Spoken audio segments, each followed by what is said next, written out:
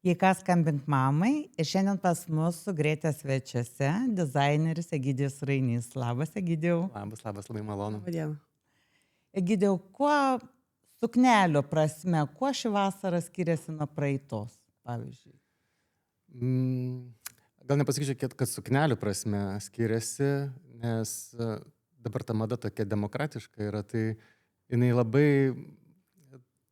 labai sunku atskirti ribą tarp pernai metų, tarkim, ir šių metų, nes labai daug tendencijų yra. Ir gali būti ir tokios, jeigu, tarkim, kalbėti apie tą pačią vestuvinę madą.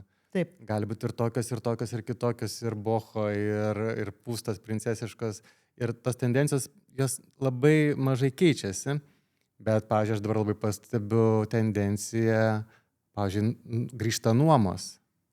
Taip. Jeigu anksčiau labai ten visos norėdavo siūti savo asmenišką, tai dabar vėl ta tendencija grįžta nuomoti sukneles. Čia gal pagrindinis toksai mano pastebėjimas yra. O tu turi didelę suknelių kolekciją savo, kurias gali nuomoti?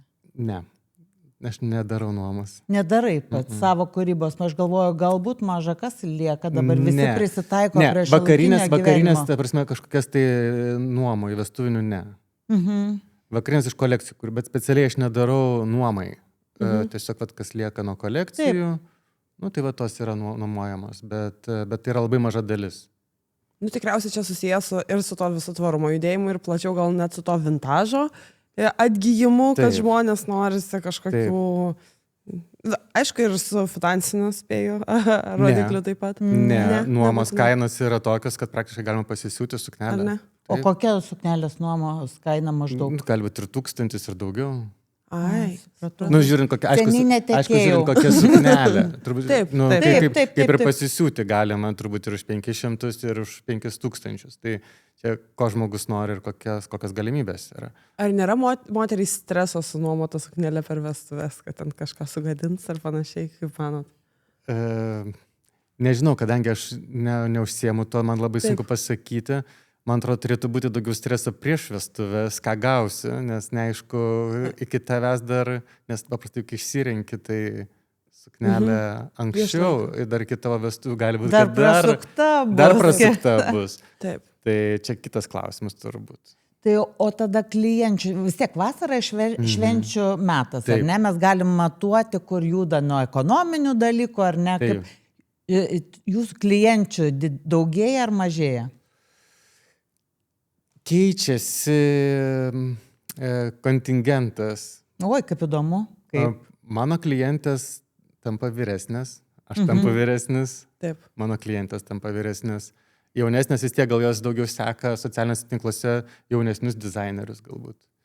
Tai mano tiesiog kontingentas šiek tiek keičiasi, bet kokia čia vasara vis tiek praktiškai vien šventės, daugiau nieko, nes juk mes darom viską, šiaip iš esmės tai nėra, kad aš esu tenai vakarinių suknelių dizaineris. Ten žiemą juk mes užsiemam visais kitais dalykais, bet vasarą tiesiog jau taip susiklosto, kad jau net nėra kitų darbų kokių nors tenai imti iš kitos ryties, negu ten šventės kažkokios.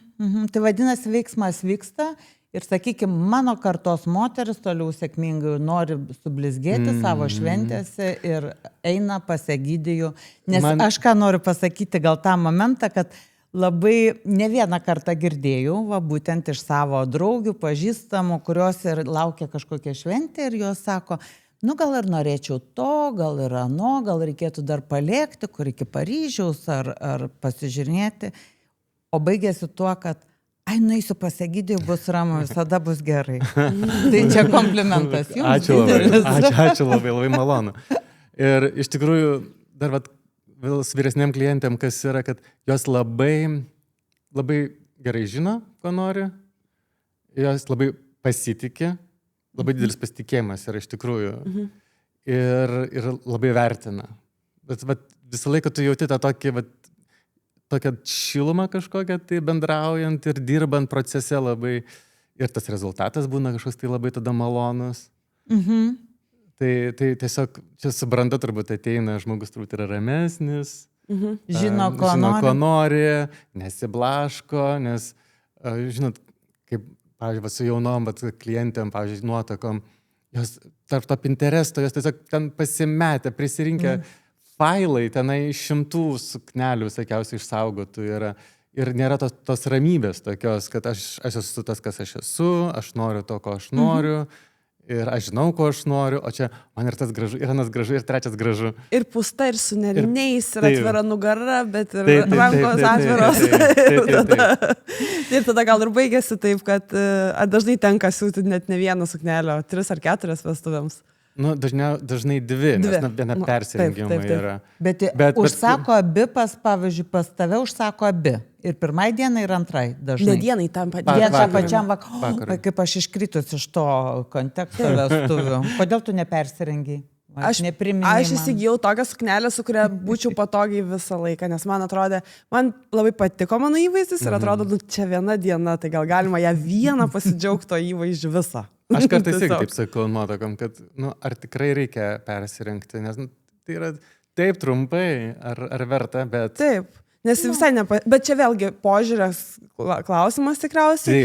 Taip, bet to kartais yra choreografijų prisistato visokiausiai, tenai tam šokiui jau, kuris labai svarbus jau yra. Ir tada jau tas suknelė tikrai nebetinka, nes neįmanoma atlikti tiesiog veiksmų kažkokių. Bet žinokit, mano pagrindinis gal aspektas buvo, kad galėčiau šokti su suknelė. Vienas, kad jinai būtų, aišku, suknelė ilga varžo judesis, lyginant su kelniu, bet kad aš galėčiau patogiai jaustis ir maniškė tai tikrai tą atliko funkciją bent jau.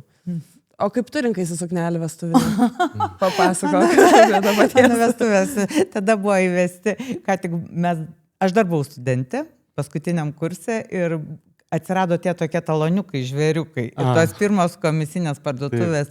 Ir aišku, aš ateidavau į vestuvinių suknelių, kažkokius salonus, kurie būdavo, matyti, jie dar tokie būdavo, nežinau, valstybinės parduotuvės gal su kažką.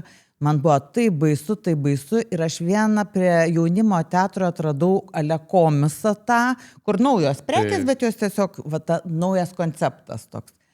Ir ten buvo kažkokių amerikietiškų suknelių atvežta, kokios 5 balto rūžavos ir jos be jokių tų papuošimų ir jos tiesiog plain gražaus princesės gulbės silueto iš tavo filmuko ir be jokių, ir ant šleikučių, ir galvau, ir dar švarkiukas gal toks, ir galvau, wow, bet pasižiūrėjau, lyg tai brangu, bet kažkaip sukrapštėm su vyru.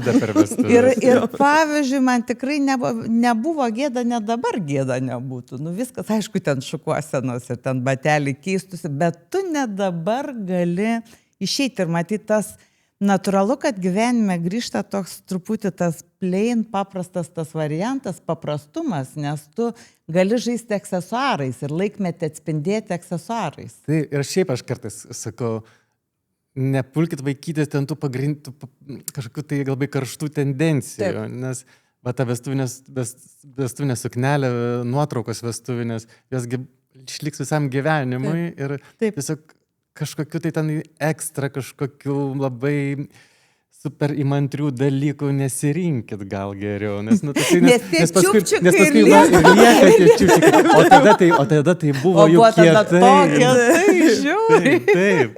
Taip, tai aš irgi prisimenu, žiūrėjau tas bėgančias šilkinės sukneles lengvas, kurios nuostabiai atrodo nuotraukose, bet tada pagalvojau, aš įsėsiu į automobilį, atsistosiu ir kas tada? Ir jau ten viskas pasiglaužys. Tai kaip mes žinom, visos tos didžiosios žvaigždės kartais ir gulėdamos važiuoja savo limuzinuose iki tašką, kur turi ateiti, nusifotografuoti, o po to jau kaip bus, tai bus.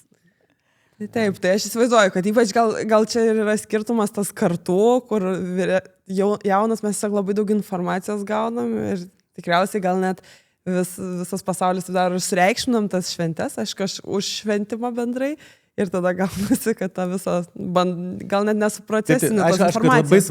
Aš suprantu, kad tai yra labai svarbi diena. Tik tai tiek, kaip tu sakai, informacijos žiauriai daug yra ir ją atsirinkti kartais būna labai sunku. Ir žmogui net gal sunku suprasti, kas jam tinka, nes tikriausiai, mes irgi tada, kai rinkomės, aš prisimenu, labai pasimatavom kelias sukneles fizinai ir supratom labai aiškiai, koks siluetas man tinka. Pavyzdžiui, su princesiška suknele, aš asmeniškai savo geriau su tinklinio aprangą atrodau, negu su ta princesiška. Tikrai gadina. Žinot, užsidedi ir blogiau atrodai, negu prieš tai su džinsais atrodai. O svarbu, pavyzdžiui, dar išliko svarbu toks dalykas kaip kokybė, audinio ir taip toliau. Jis išlieka, ar dabar yra toksai Greitas dalykas. Turiu, nusifotografuoju kitą kartą. Sunku yra su šituo. Sunku, va, man labai įdomu, kas vyksta, nes man atrodo, kad dingsta Man kartais taip skaudu būna. Nes aš taip, pasiruošiu, tenai visokiausių audinių pavyzdžių, ten, žodžiu, ir čia va, toks šilkas, čia toks, šilkas, čia toks, čia va, sintetika ir papasakoju, kokios šiandien savybės, kaip jisai čia krenta, kaip čia jisai gula. Ir tas sako, gražiai papasakoju apie tos šilkus. Ir tas sako, gerai, bet man patinka šitą ir jinai pačią pigiausią medžiagą, kokią nors ten išsirenka. Tada labai sunku atskleisti tą daiktą. Gerai, aš galiu padaryti iš ko reikia, tai bet... Ar daiktas kitaip atrodo, būdamas tų prastesnių medžiagų? Kitaip. Bet kokiu atveju. Nuotraukoje, galbūt niekas nepasakys ar ne, bet, pavyzdžiui, aš va tai sudėjęs, ten dvi sukneles tikrai matysiu didelį skirtumą. Gal, aišku, vis dėlto tas mūsų gyvenimas labai nuotraukos ir yra, tai kaip ir kai jo, nėra gyvenimas to į nuotraukas labai persi. Ir ypač vestuvės, vėlgi mes kalbam apie labai trumpą laikotarpį, tai ir vienam kartui tada irgi atsiranda ir ekonomiškumo tikriausiai aspektas, o kaip pavyzdžiui yra su tom kitom proginiam suknelėm, nes vis dėlto, jeigu ne vestuvinė suknelė, tai jinai gyvena ilgesnį gyvenimą vis tiek, tai gal tada labiau renkamės kokybiškesnį ar nepastebi to? Vėlgi, vat, kaip sakau, yra kartų skirtumas. Geresnės klientės tikrai renkasi geresnius audinius ir kažkaip galvoja apie tą ilgamžiškumą tokį, kad ne vienam kartui, nes sako, čia man šventė, paskui čia aš į teatrą, paskui aš į kažkokį priėmimą ir taip toliau. Jaunesniai kartai labiau tendencijos, svarbu, kas yra Instagrame, kas yra ant bangos, kas yra labai populiaru, mažiau to savo charakterio tokio kažkaip. Nenoriu absoliutinti, kad... Taip, bet tiesiog tu matai skirtumą. Vis tiek, nesakau, kad tai yra geriau ar blogiau, ar ne, bet skirtumas tiesiog yra akivaizdus. Bet Rainio braižas yra iš tikrųjų labai aiškus, toksai atpažįstamas, galiu sakyti. Aš atpažinčiau, ta prasme, kur jeigu aš susitinku, sakykime, kažkokiam vakarėlį ar dideliam vakare, moteris man kažkaip aišku, kad galbūt aš ją žinau, kad pasirinkimas yra toks. Ir aš galvoju, kiek patį takoja, va, ta prasme, kadangi klienčių ratas susiformavęs, darbas nuolat vyksta, va, tavo kitų nuomonė ir savo sielos šauksmas. Va, vis dėlto norisi judėti tą linkmę, o tave bando pasukti, va, link Pinteresto, Instagramo ir taip toliau. Kaip laviruoti tarp šitų dalykų? Turi laviruoti. Aš tikrai meluočiau, jeigu sakyčiau, kad... man vienodai ir aš darau, kas man reikalinga. Aš turiu reaguoti vis dėlto į laikmetį, į poreikį, nes, tu staiginaisi į antrą planą, jeigu tu nereaguosi. Tai bet kokiu atveju, vis tiek yra vėlgi tas mados toksai ciklas, kuriame tu, kai tu dirbi, tai tu labai sukiesi jame ir kažkiek tu vis tiek, tu neiškrenti iš jo, jeigu tu ten užsiimi ir kūrybą, ir kažkokia tai kūrybinė veikla, tai tu būni tam cikle, tai tu visiškai neatsilieki, taip kad aš dariau prieš 20 metų tą patį ir dabar darau tą patį. Bet sakau, čia yra toksai vis tiek kompromisinis vis tiek variantas, nes nuo savęs tu negali pabėgti. Taip. Bet turi neatsilikti nuo laikmečio. Ir iš komercinės, bet grinai dėl komercinės pusės. Tiesiog, kad tu negali būti apatiškas šiandien dienai, ar ne, kas yra svarbu. Ir ko nori klientas, ir ko nori klientas, ir kad tu negali būti neaktualus. Taip. Bet mūsų dizainerių iš tikrųjų siūlo net tiek ir daug yra, ar ne, kurie turi didelį klientų ratą, manau, Lietuvoje vis dėlto net tiek ir daug.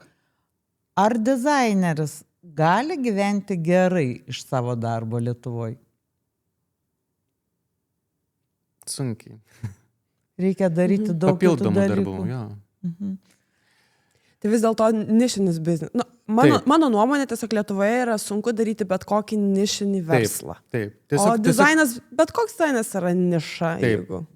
Tiesiog maža rinka. Ir, tarkim, pas kirpėją, reikia vis tiek kas mėnesį eiti, ar ne? Taip. Bet kokia atveju. Pas mus tai reikia ateiti tada tik kada proga kažkokia yra.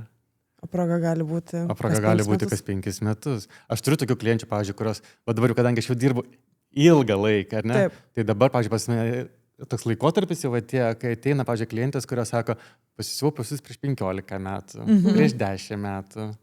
Jos sugrįžta. Ir dabar grįžta. Ir va tokių dabar, sakau, pradedu jausti dar tokį. O jūs atpažįstate tos žmonės, kurie ateina po 10 metų? Taip, atpažįstu. Kažkaip, nes arba, pavyzdžiui, ten parašo, ten nuotrauką atsiunčia iš 15 metų senumą kažkokią, tai vat irgi per tą laiką susiformuoja va toksai kažkoks. Nes yra klienčių, kurios, tarkim, į metus po vieną pasisiūna, ar ne, bet yra tokių po 15 metų. Tai o kaip dabar savo darbą vertinti? Aš įdomu, aš tai labai mėgstu kartais žurnalus atsiversti tai, ką darėm, pavyzdžiui, 2008-10. Ir kartais labai nustembu, Jėzu, kokius mes stebuklus išdarnėjom, kaip mes taip spėdavom tiek su... O kaip pačiam atrodo tie darbai? Aš tai kartais, kai pažiūriu savo pirmus kolekcijų pristatymus, tai galvoju, Jėzu, kokia nesąmonė. Todėl, kad buvo visiškai ne ten sukoncentruota. Pavyzdžiui, buvo labai svarbu turėti LED ekraną. Podiumo gale. Kam tais pinigus išleidamės ant to LED ekrano? Šiaip neturėdami pinigų. Normaliai padaryti kolekcijos, normaliai ten padaryti, tarkim, podiumą normalus, bet LED ekranas per visą sieną jisai turėjo būti. Nelogiškų, vaikiškų visiškai sprendimų. Bet tu vienas iš tų nedaugelio dizainerių, kurie dar daro gyvus pristatymus, ar ne, kolekcijų. Ir tu, aišku, čia labai sveikintinas dalykas, nes tai yra dar kartą priminė apie save. Ir ar tai labai... O kodėl nedaro kiti? Tai labai brangu? Ar tai mano, kad jau kitais būdais galima save parodyti? Pripažinkim tai, kad tai nėra pelninga, tai yra nustolinga, aišku, daryti. Tai... kainuoja daug energijos ir jėgų. Ir, pavyzdžiui, pernai buvo pirmas kartas per turbūt 32 metus, kai aš nepadariau kolekcijos. Kodėl tai? Buvo toks truputėlį laikotarpis, iš tikrųjų, pas mane keistas. Darėm savo, atėjo COVID-as, tada pradėjau kolaboruoti su žurnalu, Taip. Kuris darydavo renginius ir tiesiog aš jų renginio metu tiesiog pristatydavau, būdavo kaip ne mano šou. Taip. Jų svečiai, jų renginys, bet aš ten parodau ir tarsi tai mano pasirodymas. Pasirodymas. Bet vis tiek, ačiū jiems, buvo labai tikrai man patogu ir labai gerai, bet vis tiek aš niekada nesijaučiau, kad tai yra mano šou. Ir tada reikėjo vėl spręsti, ką toliau daryti ir pradėti vėl daryti, vėl po kokių 5 metų vėl daryti, aš tik supratau, kad aš įgūdžius praradau, vėl visi organizaciniai dalykai, vėl viską, supratau, kad kontaktai yra dingę, kur anksčiau, pavyzdžiui, paskambinti, žinai, kas šviesas daro, kas tenai dar kažką daro, kažkokie tai galbūt gėrimus, kas gali parūpinti, dar tu supranti, kad viskas yra dingę. Žmonės pasikeitė. Ir kitas dalykas dar, galvoju, gerai, pailsėsiu vienus metus. Tai iš vienos pusės buvo žiauriai keistas jausmas, buvo žiauriai gera. Nes buvo laikas, kai aš staiga pabaigiau, vestuvių sezonas pasibaigė ir aš neturiu plėšytis. Aš neturėjau, nes tarkim, daryti kolekciją, tai reikia vadinasi ją įterpti tarp klienčių, tarp visų kitų darbų, nes tu negali tiesiog užsidaryti ir ten, tarkim, 3 mėnesius siūti kolekciją. Tai būtų visiškai savižudybė. Ir tada staiga nereikėjo plėšytis. Tai buvo taip gerai, aš dar Agnę Kozminskaitę sutikau. Jis sako, žiauriai gerai. Tiesiog buvo toksai kaip poilsis, bet labai trumpai. Tada supratau, kad žiauriai trūksta. Tai va, ir tada jau buvo priimtas sprendimas jau galutinis, kad reikia vėl... O kai kuri kolekcija tave įspraudžia kažkoks rėmą, kad dabar aš turiu tą ir tą parodyti, aš turiu kažkokią... Kokia būna ta galbūt esminė užduotis? Aš dabar darysiu kolekciją, ar jau yra vizija ir tu būtinai turi ją, kaip sakant, išrėkti, atnešti žmonėm parodyti, ar vis dėlto kažkokia strategija? Niekada neklausiau dizaino, kaip visą tai gimsta ir susiformuoja jį. Nežinau, kaip pas kitus. Pas mane strategijos niekada nebūna. Keičiasi dar eigoj, viskas, ką aš norėjau padaryti, tada jau pačiam galėjau suprantu, ką pradžioj padariau, galbūt jau geriau nerodyti. Ir būna tokių modelių, kurių neparodau. Ir daugiau toksai viskas yra iš jausmo. Toksai. Tai yra ta vieta, kur leidi savo pabūti savimi. Pripažinkim, tai kadangi, kaip ir sakėm, tai nėra komercija kažkokia, tai tie visi šou, tai tada jau darai, kad bent jau būtų malonu. Ir tada tokį tu padarai taip, kaip tu nori padaryti, ir jeigu pavyksta viskas gerai, tai tada faina. Ir paskutiniai kolekcijai labai daug spalvų atrodo, kad kaip tik labai praktiškai man atrodė, kad yra daug spalvų, o pats sakai, kad dėvi tik juodą, baltą ir atsisakai spalvų. Stengiasi, nes reikia, spinta pilna, nėra ką apsirengti. Tai dėl to, kad tiesiog prisiperkam per daug visko, per daug skirtingų dalykų, paskui prie kurių reikia derinti kažką, tai aš kažkaip tai noriu paprastinti savo gyvenimą, pamažinti spintą. Ir kad būtų mažiau problemų tiesiog. Bet keista girdėti iš dizainerio, kad ir jie neturi ką apsirengti. Pastebėkit, dizaineriai niekada dažniausiai nebūna kažkaip išskirtinai apsirengę. Bet jų gal pozicija tokia. Aš manau, kad čia yra kaip vizitinė kortelė. Arba tiek jie išsikrauna, kur tu kūrybiškai išsikrauni rengdama save, jie gal kūrybiškai išsikrauna su kolekcijomis. Taip, mes kažkaip, tai gal mums tas malonu yra kitiem daryti, bet savo tai mes tokie... Bet dabar praėjo, pavyzdžiui, vyrų mados savaitę, ten aišku, aš tai žavėjusi daugybę ir taip galvoju, net yra toks jausmas, kai tu matai tuos, aš nebijau pavadinti tos kam genijus ar ne, pristatančius savo su didžiuliam galimybėm, iš tikrųjų. Bet galvoju, toks pasijauti gal šiek tiek labai menkas, pačiam nebūna tokio jausmo, neaplanko, kai pamatai tos grando darbus. Tai aišku, net negali net arti lygintis ties tuo. Nes tai yra visiškai kitas mastelis, kita mašina. Kita mašina, čia kaip tu su dviračiu šalia Mercedeso. Tai čia tas pats yra. Bet labai įdomu, vis tiek tai yra labai įdomu. O kieno drabužius dabar mielai nešiotum? Va iš to, sakykime, paskutinius imkim, ką mes matėm. Va kuris? Yra meilė tokia, meilė, kurio drabužius gal vienas klausimas būtų nešiotum, o kitas, kurio komandai norėtum padirbėti. Nes aš tai turiu savo mylimuosius, tai man labai įdomu išgirsti. Man visą laiką patiko Raf Simons. Visada patiko. Nors, pažiūrėjau, galbūt negalima sulyginti, ar ne? Taip, čia nereikia lyginti, čia toks iš jausmo. Man tiesiog nebūtinai patinka tie, kas yra panašus, ką aš panašiai darau. Man netgi labiau žavi tie, kurie kitaip daro, nes kartais tu gal ir norėtum kitaip padaryti, bet tiesiog mokyti tai daryti, kaip tu darai, ar ne? Dieve, kas dar iš tų grandų? Kaip Luisas Vuittonas dabar su Pharrell nuskambėjo? Ta banga.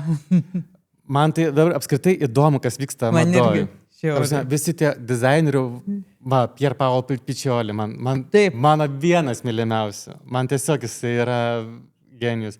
Ir tai, kad jisai grįžo į Balenciagą, man toks yra, Pogemos, vėl visai kitas. O Dieve, aš, pavyzdžiui, Besalės aš niekada nemėgau. Man tai patiko. O man ne, aš tos grubumo, to tarybinio. To posovietinio bomžizmo aš tiesiog negalėjau. Ir tas toksai agresyvus marketingas su tais čipsų rankinėm ir tos Ikėjos rankinėm.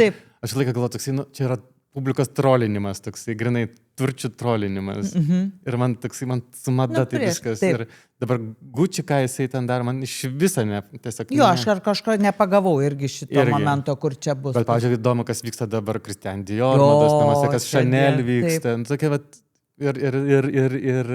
Ir Balenciaga, kas dabar vyksta. Tai, apskaita, mada dabar tokia kažkas ten revoliucijų metas, ne? Yra toks įspūdis. Rotacija kažkokia, kažkas tai keičiasi vietom, nes bežant atrodo, kad vieni su kitais permėgoja ten. Yra jau toksai vakarėlis, singerių kažkoks tai. Bet rimtai ir ne taip. Taip, yra.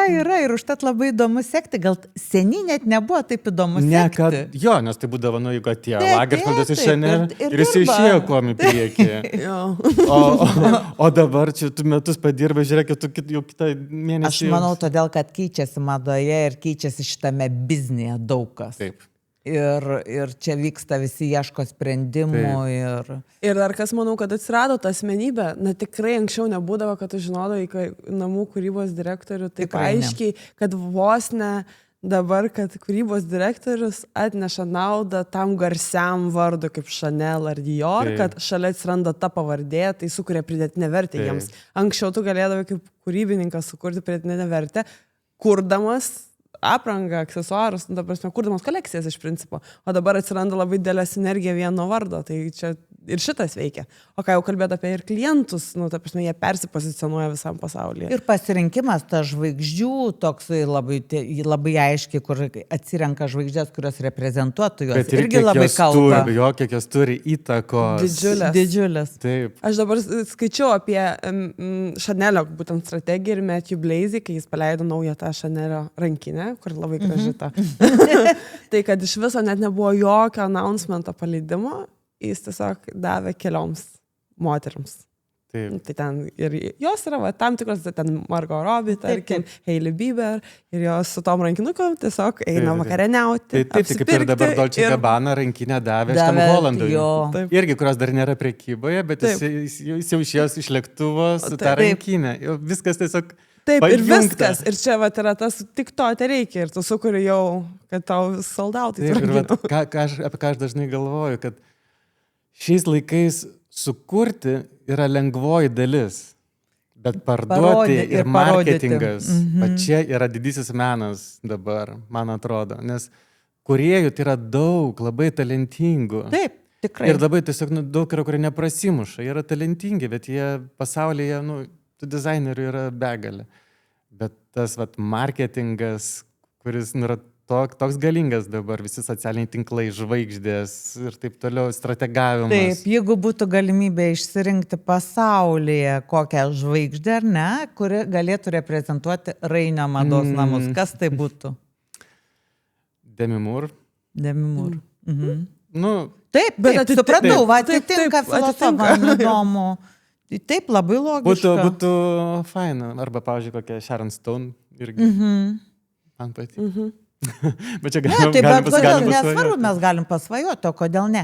Bet, pavyzdžiui, tavo paties santykis su socialiniais tinklais, kaip ten su jais susidraugauti, nes dabar labai įdomu dalykas, skaičiau, kad Markas Jacobsas padarė maždaug visus tenais aplenkė tuo, kad jis niekada nepausina savo drabužių ir savo kūrybos, bet jis apie save. Tai nagus, tai ta ir ta asmenybė, jinai įtraukia ir tu nuolat... Jis atsimena istoriją Mark Jacobs, kaip jisai buvo netyčia įkėlęs savo intimę nuotrauką. Oi, buvau užmiršus. Taip. Taigi čia buvo irgi dar tik tai socialinių tinklų buvo pradžia. Irgi labai geras marketinginis. Visai neaišku ar netyčia. Taip. Nes aš manau, kad čia tas to laikmentis ir yra, kad norim mes, nenorim, tu turi susidraugauti su tuo. Ir pačiam sakasi. Aš vakar irgi turėjau pokalbį, toks, kiek aš turiu savo asmeninę gyvenimą rodyti. Ir sakau, aš žinau, kad jeigu aš įkeliu savo kūrybą, tai bus toksai vidutinis, toksai mažas, netgi sakyčiau, susidomėjimas. Jeigu aš įkeliu kažką savo asmeninę, iš karto peržiūrų daugybė yra. Tai reikia, aš nežinau, kaip tą balansą atrasti. Aš visą laiką labai norėjau kaip tik labai, kad per kūrybą, štai aš atskiriau savo Instagramus, kad jie būtų atskiri, kad ta mano kūryba tai būtų profesionaliai kažkaip tai pateikta ir tada neįdomu. Jo. Tada gaunasi lookbookas tiesiog, bet nėra to susidomėjimo ir to užkabinimo.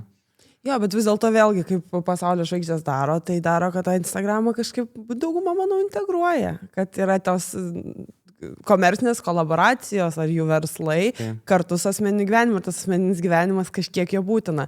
Aišku, ten yra meistrystė tikriausiai įvaldyti taip, kad suteiktum žmonėms jausmą, kad daliniesi, iš tikrųjų esmę pasilikdamas savo. Tai čia šitą, nes... Bet čia jau meistrystė aukščiausio lygio yra, taip. Nes tas yra tokio, jeigu pasižiūrėtum, tai turi būti tokio lengvumo, kaip ir kasdieniškumo labai, kad čia tokia tavo buitis, kažkas nenušlifuoto. Tarsi netyčia, taip, bet iš esmės, žvaigždės dauguma jau išmokė yra laikyti asmeninius dalykus pakankamai. Tai aš manau vis tiek ten tos didieji, ten tie visi, tai jie dar turi ir savo ten tuos visus patarėjus. Oi, taip, didžiulė kompanija. Ir ten komanda dirba, jie patys tikrai viską savo nuožiūrą ten nekelia. Taip, tikrai ne, tikrai. Aš manau, kad ten yra antiek išbalansuotas ir su psichologija rinkos ir žmonių sudėliotas, kaip ten turi kokiu dažnumu eiti reklama ir asmeninis turinys. Ten tikrai yra mokslas. Taip.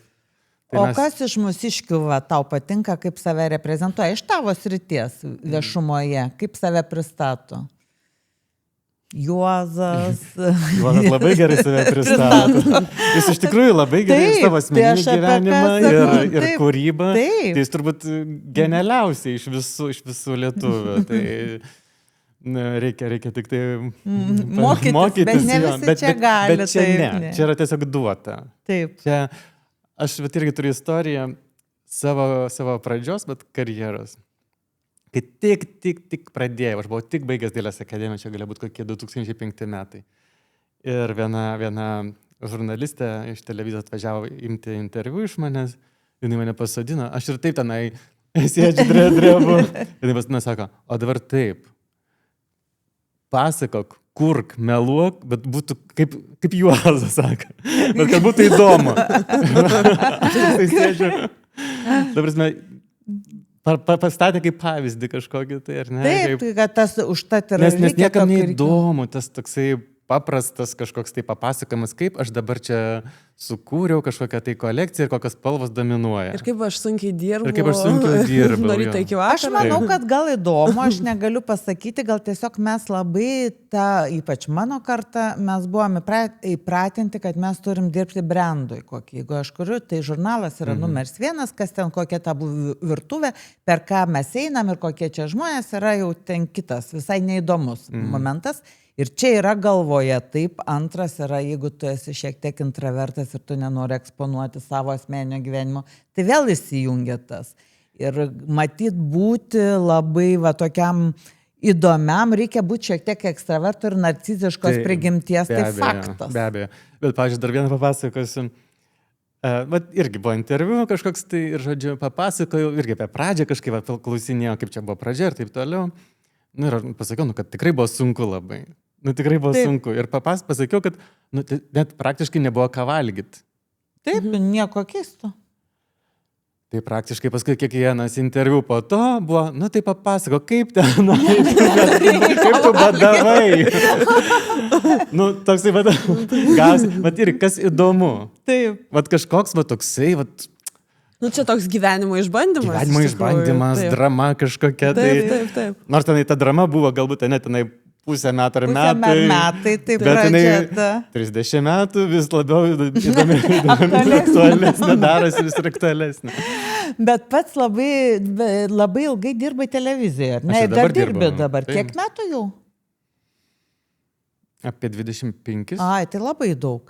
Tai jau ta virtuvė yra pažįstama iki kaulų smegenų, tai vien tai neišnaudoji tu. Ne. Šalia žvaigždžių. Ne, aš sakiau, aš irgi su kuo mes čia kalbėjom. Aš aprengęs esu begalę visokiausiai. Aš niekada nesu pasidaręs kažkokios asmenukės su kažkuo, tai man atrodo tarsi kažkaip nepatogu. Bet nieko keisto, aš irgi, pavyzdžiui, su herojais visai nepatogu, tarsi eksploatuosi kažkaip, tai gal galvos, kad pasinaudot nori.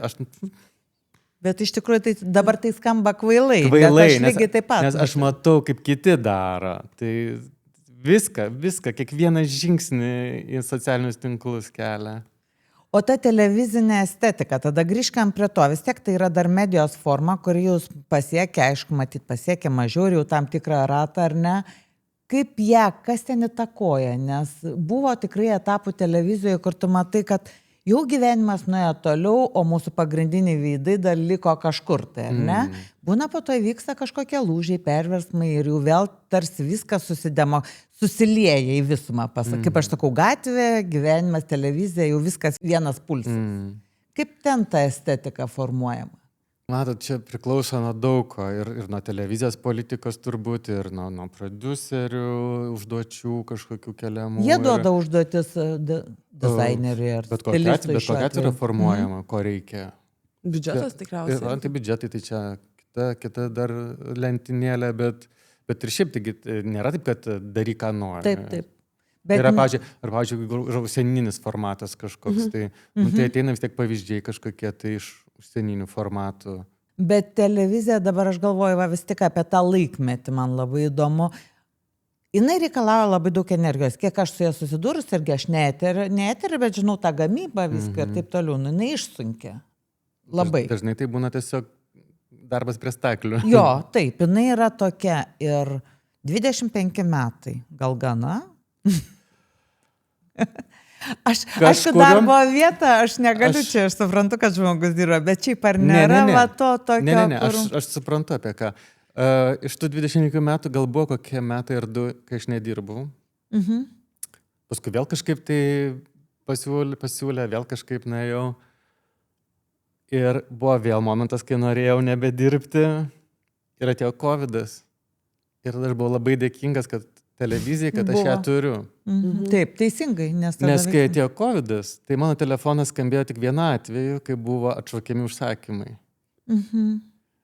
O televizija toliau dirbo. Taip, kaip ir žurnalai dirbo. Ir kažkokiu būdu mes išgyvenom, bet tuo metu aš tikrai jaučiau dėkingumą už tai. Ir dabar pagalvoju, kad planas B yra visada labai gerai. Teisingai. Nes aš, pavyzdžiui, dėl ko aš to paklausiau, nes ne taip seniai gavau pasiūlymą sugrįžti ar ne į žurnalus. Ir aš permėgau su tą mintim ir aš supratau, kad mano ten matyti jau ta puodinė išsemta.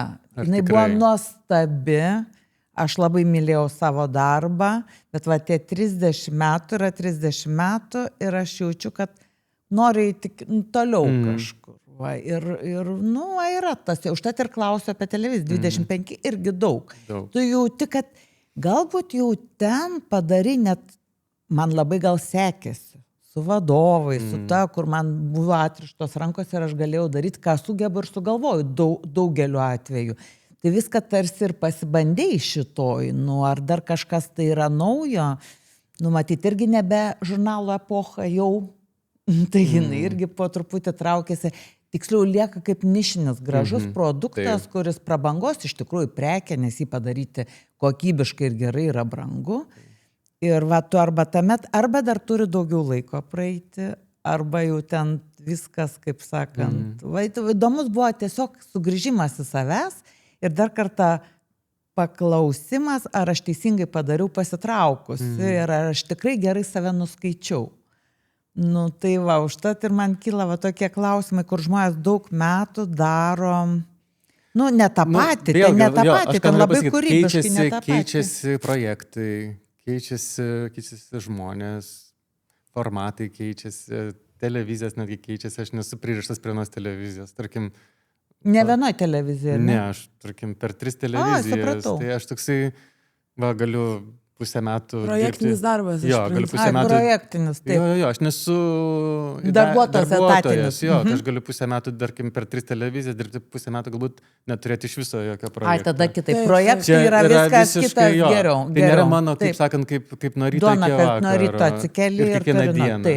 Taip. Tai yra visiškai kitaip ir man toks yra kaip... Atgaiva, kaip mums dabar podcastas. Taip. Pribėgi kažką padarai. Aišku, būna tų didelių projektų, sunkių labai. Taip. Kokie sunkiausi projektai televizijai? Paskutinis buvo Chorų mūšis. Ten daug žmonių. Ten buvo tiesiog išgyvenimas jau, ne darbas. O dėl ko? Ar dėl to, kad kiekis, ar kad komanda maža? Kiekis. Tiesiog kiekis žmonių ir tempas. Juk čia yra, tu turi paruošti, savaitinę laidą, ar ne? Tai turi paruošti 100 kostiumų. Taip. Per labai trumpą laiką.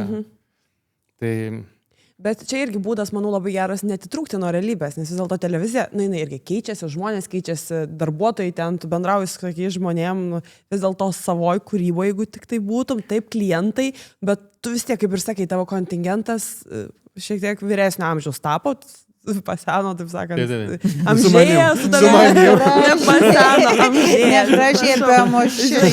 Tiesiog, bet turiu meni, kad, žinai, vis tiek visiems, manau, tas atsitinka. Mes kuo vyresni tampam, tuo siaurėja ir labiau į mus panašus tas ratas. Tai, manau, čia visai geras kaip asmenybė irgi būdas išlysti biškelį, pasitreniruoti.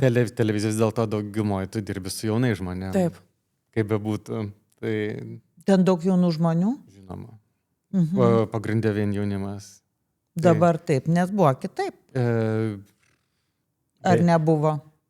Ir vedėjai visi jauni. Aš dabar galvoju, o kaip keičiasi va to žvaigždžių? Kažkada televizijos žvaigždė, buvo žvaigždė, daugiau matyt nebūna net ryškesnių, ar ne? O kaip dabar jų natūros kaip keičiasi, charakteriai, ar viskas, kaip visada visokių. Kaip visada, jo. Čia žmogiškas nėra faktorius. Nuo kartų arba nuo laikmečio. To laikmečio žvaigždės buvo vienokios, dabar yra kitokios. Nėra. Ne. Nors, pavyzdžiui, man yra tekę dirbti ir, pavyzdžiui, su senosios estrados, ten, tarkim, dainininkė. Tai, jos jau tokios jau. Taip, jau, taip. Truputėlį kitokios. Taip. Ne? Bet jeigu su televizijos vedėjais kažkokiais, tai nesiskiria nuo kartų. Daugiau čia yra žmogiškasis faktorius daugiau. Norėjau klausyti, iš tikrųjų, koks buvo sunkiausias gal periodas per tavo kaip dizainerio karjerą? Pradžia. Ne. Jeigu reikėtų antrą kartą... Ne. Bet tu žinojai nuo pat pradžių, kad nori būti? Ne. Nežinau, kad taip sunku bus. Žinojau, kad ko noriu, bet aš nežinau, kad tai bus sunku. O tai pavyzdžiui, kur sunkumas pagrindinis? Ne, tai įsivaizduokit, tai tu baigi tą galvą, kad tu baigsi dailės akademiją. Dabar daug kas net nesimoka, tiesiog gali būti dizaineriu. Tai visi dabar žurnalistas gali būti taip pat dizaineriu. Tuo metu buvo nesuvokiama man, kad aš galiu nebaigti dailės akademijos. Čia mano tikslas gyvenimo, kur aš turiu, ten, tarkim, dar kol Kaune studijavau, nes važiuodam prie tos dailės akademijos, ten pasimelisti, kad tikrai įstotumėm. Bet tu gauni tą diplomą ir tas niekam nereikia. Žurnalistas dar gali kažkur ten į laikraštį, kažkokį į žurnalą, į televiziją. Kažkur pradėti, taip, glaustis. Dizainerio niekam nereikia. Niekam. Tai tu turi susikurti savo darbo vietą. Bet tu esi išėjęs iš bendrabučio. Tu vieną ranką tašė, kitą simo mašiną. Viskas, tu daugiau nieko neturi. Tai tas susikūrimas yra labai sudėtingas. Tuo metu bent jau buvo. Taip. Paskleisti, tarkim, apie save žinią kažkokią, jeigu buvo sunku, dabar tu Instagrame gali bet ką parodyti. Tu pasivai t-shirtą ir tu gali kelti iš karto. Tuo metu nebuvo jokių Instagramų ir jokių Facebookų. Tai apie save paskleisti vien žinią, tai užtrunka laiko. Čia reikėjo šviesmečių, kad apie tave kas nors parašytų. Tai jau dabar įdomu, kaip prasidėjo viskas jo tada. Su ta ir kur buvo tas breakthrough momentas? Jėzau, jeigu šiandien pradžiu, tai čia neužtekstų, bet... Tai gerai, aš vis dėlto dar turėjau, tuo metu aš jau buvau pradėjęs dirbti televizijoje. Tai čia mane tas gelbėjo, kad aš turėjau visą laiką tokią pagalbę, kuri man padėjo finansuoti mano tą pradžią. Bet taip iš savo tų pajamų televizijoje viskas prasidėjo nuo to? Taip. Aš paskais ir serialus dariau. Ai, pasvartau. Tai iš tikrųjų, aš kaip studentas uždirbau visai neblogai. Taip, tai aš tikiu. Tai buvo visai gerai. Paskui, kai išėjau, reikėjo, ten prasidėjo nuomos ir taip toliau, gal jau nebuvo toksai jau tas didelis atlyginimas. Bet ką, išsinuomavau studiją. Tada, reikia padaryti kolekcijos pristatymą kažkokiu būdu, tai padariau tą kolekcijos pristatymą. Ir kažkaip po truputėlį, net užsakymų ten daug nebuvo.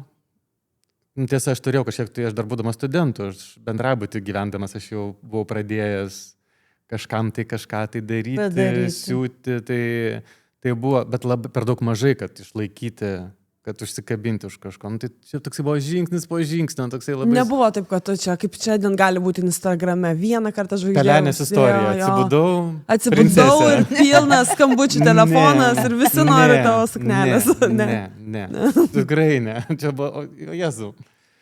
Aš sakau, čia... Jeigu ne mano išdidumas, tai aš būčiau metęs turbūt po metų laiko. Bet man neleido mano savigarba, aš turėjau visiems įrodyti, kad aš galiu. O visi tai kas, tėvams? Visų pirma, tėvams. Taip, nes man iš karto sakė, kas čia per profesija. Bet vis tiek reikia tam tikrų charakterio savybių, kad šitaip eitum tą po žingsnelį. Taip atrodo, kad tai va, po tų žingsnelį nežinia kur nuves, tiek daug gali padaryti 10 000 žingsnelių ir niekur nenueiti. Taip. Tai kokios būdos tada užsispyrimas, va ta ambicija, noras įrodyti? Ambicija ir disciplina. Aš manau, bet pagrindinis dalykas disciplina. Aš nežinau, kiek metų jau aš keliuosi 6 ryto kiekvieną dieną. Nors, tarkim, vien sako, taigi tu čia kūrybininkas, tu čia galėtum laisvai kažkaip tai. Bet yra rutina, aš turiu keltis tada ir tada, išgerti kavą tada ir tada, būti darbė tada ir tada. Žodžiu... Tave ramina tas toks sistema. Taip. Aš dabar buvo atostogos, tai aš paskutinės 2 naktis aš pradėjau sapnuoti darbą. Kad kažkas nepadaryta. Tiesiog esi vietoje ir savo. Ar kad nepadaryta, ar kad jau nori sugrįžti į savo nepadaryta, rutiną. Nes aš žinau, ką reikės man padaryti. Taip. Ir aš jau tą sapnuoju, kad aš jau dar jau to nepadariau. Nes aš susitikau su viena tavo būsima klientė, susiskambinom ir sakau, va kaip tik einu kalbėti su Egidijum ir jis sako, jis man turėjo paskambinti, o tai jis jau Vilniuje. Skambino. Žodžiu, jaučiu praktiškai išdavus, net sutrikau, galvoju, tai ką man... Ne, labai gerai. Rytoj susitinkame. Sakau, manau, kad gal paskambins, gal dar kelyje. Ne, jo, grįžau sekmadienį. O atostogauti tu keliauji su šeima, su draugais, su didelė kompanija, su dviese jūs, ar nemėgstate? O jis iš tos pačios srities kaip ir? Ne, visiškai. Taip. Ir iš kitos šalies. Ar iš kitos šalies? Ir jūs net negyvenat kartu, ta prasme? Mes labai daug keliaujam už tai. Manęs dažnai klausia dabar paskutiniu metu, ar aš Lietuvoje gyvenu. Ai, supratau. Nes taip atrodo, kad manęs nėra ir nėra. Tai faina. O iš kokios šalies čia pas Vokietijos? Bet neaišku, kur bus... Taip. Ne, tai neaišku, kur nuves, žinoma, bet jums tai patogu į tą Vokietiją. Tai čia nėra 12 valandų kelias. Ne, valanda 40 Vokietijai. Tai žinau, keliaudavo. Jo. Iki Berlyno 12 valandų ir viskas. Rytai sėdi, vakarą išlipa. Ar jūs seniai jau 2 metai. 2 metai, tai čia ir nauja, ir jau patikrinta. Jo, bet taip va, tai... Dažnai būna tiesiog susitikimai kažkokiam tai šiaip Europos kitam mieste, kas yra labai įdomu, žinoma. O dabar va ta prasme, iš kitų miestų, jeigu kaip dizaineriui, yra kokie miestai įkvepia tave? Nu, va, tu vis tiek stebi gatvę, aš net stebiu gatvę, man įdomu žiūrėti, kaip žmonės rengiasi, kaip jie eina ten į renginius pasipuošę, ar ten į teatrą, ar taip toliau. Ar yra miestas, kuris tave įkvepia? Aš, pavyzdžiui, negalėčiau pasakyti, kad miestas tiesiog įkvepia. Galbūt dėl, aišku, tarkim, mano 2 mėgstamiausi yra Paryžius ir Barselona. Tai galbūt jie ir įkvepia, aš tiesiog nejaučiu to. Aš neidentifikuoju to, kad ten mane, tarkim, įkvepia, ar aš ten einu kažkur tai ieškoti įkvėpimo kažkokio. Bet, pavyzdžiui, apie teatrą irgi, kai pradėjome šnekėti, tai dažnai būna ta tema, kaip reikia rengtis į teatrą. Ir žiūrim kaip Lietuvoje, ir man patinka opera, aš dažnai būnu kažkur kitose šalyse, kitų šalių miestus, kažkur skrendam grinai dėl operos. Taip, su draugu mėgstat jūs abu, ar ne? Taip. Ir, žodžiu, ir paprastai taip kartais žiūrim, kad būna toks nusivylimas, tarkim, tam pačiam Paryžiui, į operą Garnier nueinam, katastrofa! Tiesiog su striukėm ir su kuprinėm į salę grūdas ir eina, nenusirengia, net atrodo, kad šunis ką tik pavedžioja. Ir dabar mes buvom kaip tik prieš 2 savaitės Münchene, Esmik dainavo. Taip. Kokia publika buvo, kaip apsirengę. Wow. Karališkas miestas vis dėlto. Taip. Aišku, Paryžius irgi. Nes, pavyzdžiui, prieš tai dar buvom Hamburge. Hamburgas kitoks. O Dieve, tenai buvo iš viso vargo. Jo, ten kitaip. Šiaurės Vokietija šiaip tokia demokratiškesnė, Münchenas iš principo yra toks. Tai ten atrodo, kad ten atėjo kažkokios aristokratės visos. Bet jie dalinai ir yra. Greta, kadangi mokėsi Münchenė ir aš dažnai ten nuvykdavau, jinai mane nuvesdavo net į tas kavines, kur renkasi garbesnio amžiaus ponios ir tu, sako, pasižiūrėk, kaip jos leidžia dieną. Tai man buvo labai įdomu ir kaip jos atrodo, ir kaip jos leidžia, ir kaip jos atsipalaidavusios, elegantiškos visada. Tikrai labai įdomu. Taip. Man iš to net kyla, prisimeni, kaip būna net papuošalai tam tikri, žinai, kur yra, man nežinau, su papuošalais taip yra kažkoks amžiaus cenzas. Ir tam tikri, pavyzdžiui, dideli akmenys man yra, kai sėdi garbaus amžiaus ponia, jinai gali su tais safyrais ir deimantais didžiuliai sėdėti ir man tai, tikrai nusipelnė, jeigu gyvenimas tai davė, tebūnie. Bet yra man, tai aš nežinau, bet kai jauna moteris, sąlyginai, pavyzdžiui, aš su tokiais sėdėčiau, tai atrodytų juokingai. Kažkaip man bent jau taip, aš nežinau, jeigu žmogus gerai jaučiasi, tai gerai. Bet aš, pavyzdžiui, kažkaip man netiktų.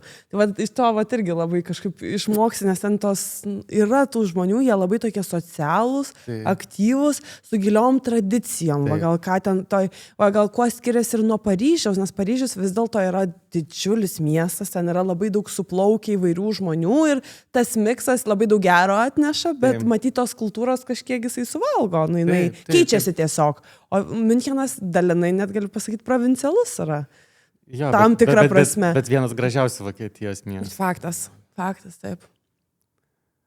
Tai man toks pat buvo Vienoj lygiai taip pat su opera. Aš kiek ten nueinu, lygiai tas pats irgi tarp visai to aristokratiškų tokių žmonių pasipuoš, nes aplinka ten wow. Taip. O žinau, iki tų turistų su kuprinėm ir taip keista, kad tu taip atsiduri. Taip, labai keista, kad žmonės, nes, pavyzdžiui, mes kai važiavom, tai mes tenai ant pakabų žvarkus.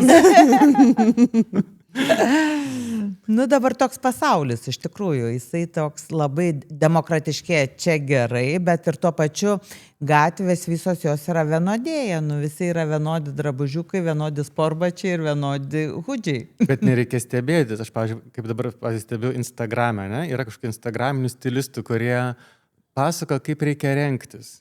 Tai jeigu jų paklausius, tai mes turėtum būti visi vienodi. Nes sako, šitą pirkti, šitą nepirkti, šitą pirkti, šitą... Palaukit, čia jūs vieną kažkokį receptą dalinat ir kiekvienam paustė tas pats. Ir iš tos pačios masinės produkcijos parduotuvės kažkokius tai tenai stilistas turėtų rankioti perliukus kažkokius, parodyti, sudėlioti iš ano, iš trečio. Ir va, galima taip, galima kitaip ir galima trečiaip. O dar jeigu taip, gal ir dar penktas variantas kažkoks. O čia ne, štampus kažkokius deklaruoja, moko kaip reikia rengtis, čia yra ne stilistai, aš pranašais juos vadinu. Toksai, apaštalai tokie, kur sako, dabar čia reikia apsirengti taip, ir čia visi tada labai gerai atrodysit. O kur charakteris, kur žmogaus... Mes kažkaip šitas tai vedamus, socialiniai tinklai suvienodėjimą, be abejonės. Visiškai. Mes ką tik su vyru neseniai kalbėjom apie galbūt, kai čia darbdaviai vis kalba apie tą, kad tokia ateina ypač didelių kompanijų, sakykime, ieško ten IT žmonių ir jie visiškai kaip tokia, jau tu praktiškai iš išvaizdos gali pasakyti žmogaus profesiją. Ir sakom, kaip pasikeitė laikmetis, mūsų tas, kai mūsų pati sistema norėjo suvienodinti, mes visą laiką maištaudom. Kaip pasirodyti kitaip. Dabar, kai pasaulis atveras, galimybių milijoną šimtą, visi dabar galvoja, kaip čia suvienodėti. O tai žinot, aš tą patį finansisto lemenę tą bairį. Žinot, yra ta tokia, kur tokia pusta, būna kaip plonas striukytė, tai plonos striukytės medžiagos yra ant marškinių, tokių klasikinių dediesi tą lemenę. Čia yra finansisto lemenė, yra labai visas internetas pilnas mimsų ir aš labai gerai prisimenu, kai buvau komandiruoti Frankfurte ir taip, Frankfurtas finansistų miestas. Ir po darbo valandų ieškau, kur pavalgyti. Ir pildas vyrų, kokie 12 stovi ir visi su marškiniais ir ta finansisto lemenė. Ir tikrai šitas trendas atėjo iš Vokietijos, aš garantuoju. Ir jis ir pas mus jau įsiveša. Ir tada lemenės kažkas parašyta, ten trendas, kokį ten įperki ar kokį nori, ar koks yra kietas.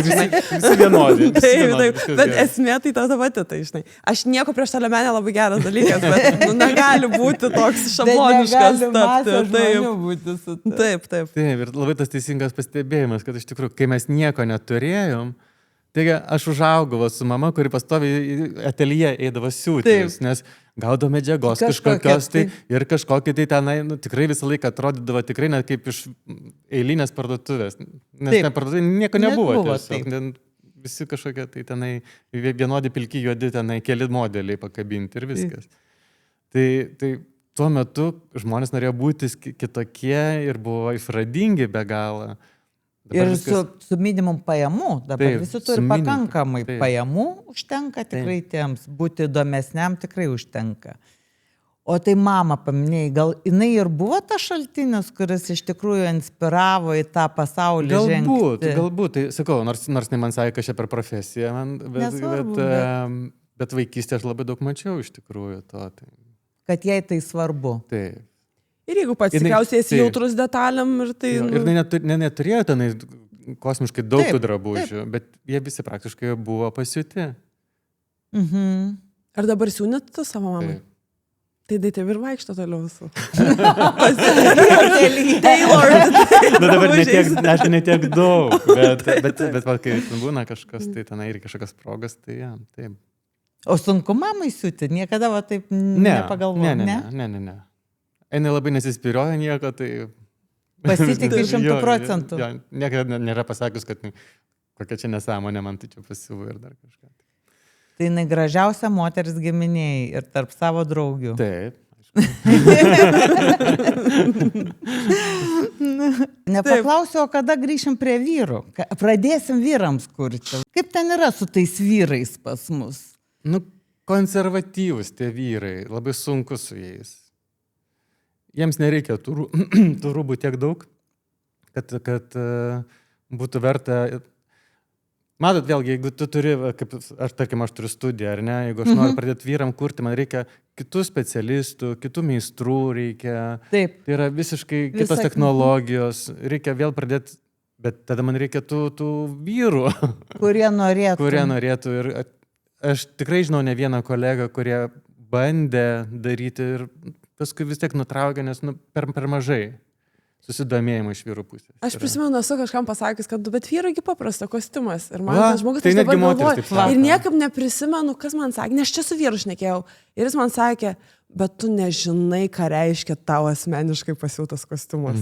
Žinai, bet kol neturi, sako, tu nežinai, ką tai reiškia. Žinai. Ir aš gal net suprantu, aš pati kostiuminės kelnes, suknelės nesusivusius, bet kostiuminės kelnes esu. Ir dievinu jas, tiesą pasakius, nuostabus drabužis. O dar vienas klausimas. Nebaigsim šiandien. Dar vienas klausimas. Va, pavyzdžiui, ką daryti moteriams, kaip prisijaukinti sukneles moteriams, nes aš, pavyzdžiui, dažniausiai 90% apsirengusi suknelę, aš savo esu negraži. Kodėl? Aš daug geriau gražesnė savo su kelniam. Kodėl? Gal reikia tada kelnes nešioti. Gal nebūtina jaukintis. Bet aš tada dar pasakosiu istoriją apie vieną klientę, kuriai savo suknelę. Kaip apie prisijaukinimą. Žodžiu, buvo jos vyro jubiliejus, didelė labai šventė. Ir jinai atvažiavo pas mane su dukra, jai reikėjo suknelės, žodžiu. Ir mes kažkaip su ta dukra taip pasiūlėm raudoną suknelę siūti. Jis sako, bet čia raudona, gal kažkaip nelabai, gal aš čia nelabai mėgstu, gal čia kažką tai. Bet paskui pagalvojo, man paskui sako, gerai, darom raudoną. Ir mes siūnam ir aš matau, kad jos veidas sako, kad bus blogai. Bet jau, siūnam. Ir pabaigiam, reikia atiduoti suknelę. Ir jis sako, labai gražiai viskas, bet aš jas nesidėsiu. Man skrandis kažkur. Aš įsivaizduoju. Ne faina, žodžiu. Aišku. Bet žodžiu, padarytas darbas, nesumokėjo viską. Ir ką jūs galvojat? Jinai man atsiunčia nuotraukas iš baliaus. Jis tą suknelę, sako, aš tiek komplimentų gyvenime negirdėjau, ačiū, žodžiu, tenai viskas. Tai kartais reikia tiesiog leisti, plaukti pasrovių ir išbandyti. O ar reikia taip, kad išbandyti, tai sutinku, tai čia drąsos man, ta prasme, pavyzdžiui, asmeniškai man netrūksta, aš galiu suklysti, mano to irgi nebūna didelės dramos, tuo momentu galiu suvokti, berišiam, tiek to kitą, kad bus geriau. Bet tą jausmą, kaip aš galvoju, gal čia yra kaip kažkoks kompleksas, aš net neįsivaizduoju. Bet žinot, mes kaip moteris, manau, turim daug labai įsitikinimų visokių. nu ten, nežinau, mums ten nepatinka kažkokia kūno dalis ir tada Oi, už tokį galvoju. O Priklauso. kaip va šitas išspręsti? O, Nes mes Jėzau, visos čia. turim tokį Taip, kūną. pavyzdžiui, man būdavo negražus laivelyje prie mano kojų, nes mano blūzos man stambokos. O jos atletiškos, aš tiesiog atletiško sudėjimo visada buvau. Tai vadinasi, jos yra puikios. Ir aš negaliu pasakyti, kad man dabar, kad vis dar gražu, bet aš tiesiog žinau, kad čia yra tik mano galvoje. Taip. Tai Bet taip ir neegzistuojanti problema, yra čia Taip tik ir mano yra. išsigalvojimas ir aš tada tiesiog Aš nusamiu. sakau, jeigu taip, aš kiekvieną kartą visų pirma išklausyčiau telefone klientės, ką jos apie save pasakoja, aš galvočiau, Dieve, kas čia dabar pas mane ateis. O kaip matau, kaip gyvai, aš nesuprantu, apie ką man pasakoja, nes pas mane tas blogai, anas blogai, trečias blogai, čia reikia slėpti, viską. O mes savikritiškos? Žiauriai. Bet lietuvės ar apskritai moteris? Kaip čia Nu, aš dabar? nežinau, aš su tom Kitokio- užsienietėm mažiau tenai gal. Aš manau, lietuvės šiaip savikritiškesnės. Bet lietuvės žiauriai, nu tikrai, tiek save jau tenai nuplaka.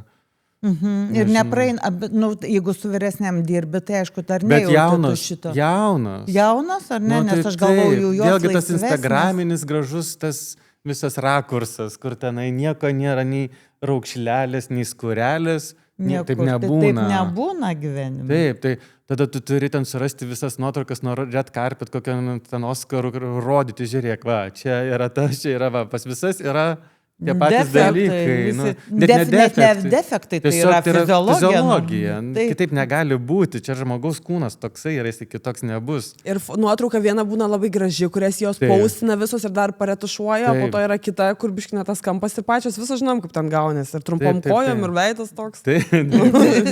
Tai čia su nuotraukam taip yra, nes dar nuo fotografo priklausogi. Oi, nuo fotografų taip, labai daug, jeigu iš vieno to pikštelimo, tai nežinia visada koks bus rezultatas. Ne, žinokit, aš iš vieno pikštelimo esu turėjęs iš kolekcijos pristatymo nuotraukas, kur aš negalėjau dėti. Aš tikiu. Nes tiesiog tu negali dėti, nes katastrofa. Tu savo tą reputaciją susigadinsi.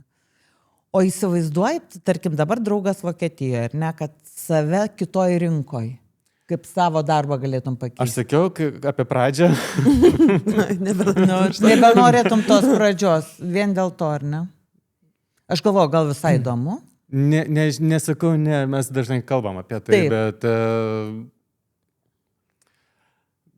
nežinau, aš turiu pirmą kažkokią tai strategiją sugalvoti. Kaip tai galėtų būti, be tokių skausmingų kažkokių tai pradžių, kokios buvo. Tai... Nes ir dabar mes matom, kad tam pačiam, tarkim, kolekcijos pristatymą tą patį padaryti užsienį nėra sudėtinga, iš esmės. Taip, tai aš tikiu. Mes gaunam pastoviai siūlymus ir Paryžiai, ir Milane, bet praeitą savaitę gavau, nori Paryžiai, nori Milane, padarysim, sumokė pinigus, tau viskas padaryti, tai yra.